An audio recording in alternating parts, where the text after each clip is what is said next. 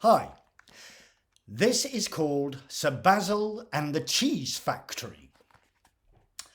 Sir Basil Tum Tum Bottomley loved cheese of every kind, be it hard or runny. He even ate the rind. He liked it mild.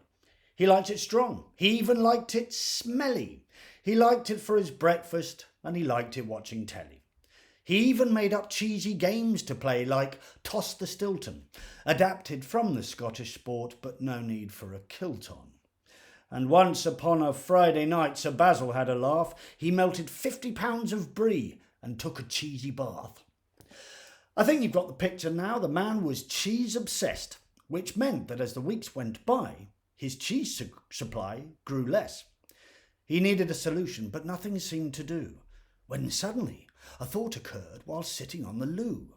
Eureka! He exploded, leaping from the lavatory. To have a constant cheese supply, I'll build a factory.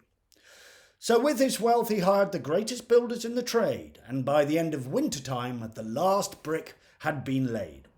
So there it stood, his factory, all shiny and brand new. To celebrate, Sir Basil ate a wheel of Danish blue. 100 copper vats that mixed 100 recipes.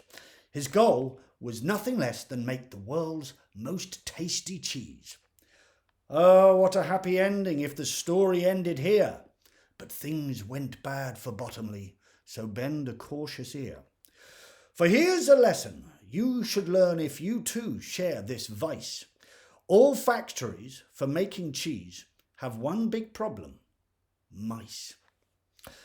He glimpsed the first whilst working on a batch of mozzarella. A tiny chap, so Basil waved, "Hello there, little fella." But more appeared upon the shelves, stacked up with Keir-filly. "Oh, dearie me," he tutted, "this is starting to get silly."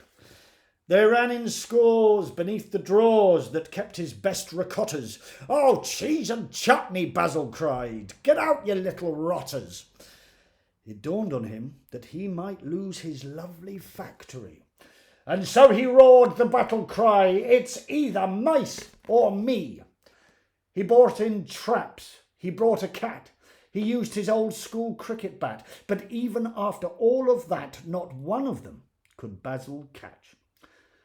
And so he lost the battle and stood glumly in despair. He cried out in his anguish, "It's too much to camembert."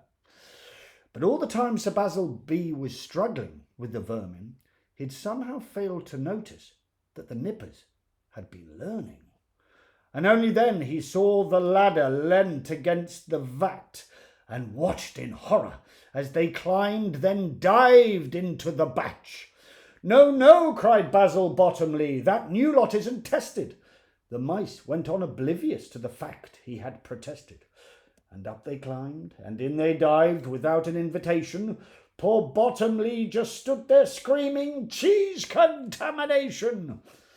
Without a thought for his own life, he dived into the mix.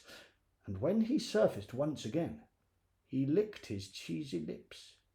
The mice, who had been swimming round, all stopped and watched his face, for they already knew exactly what was taking place. To his delight, he realized that the batch the mice had chosen was finer than the finest cheese he'd ever stuck his nose in. For who else would you trust to find the best cheese in the house? Why, you all know the answer. Yes, it has to be a mouse. Then Basil laughed, and they laughed too, and then they laughed together. For now he knew that with their help, he had made the best cheese ever. From that day on, the factory was filled with cheese and laughter. And you know how this story ends. Happily ever after.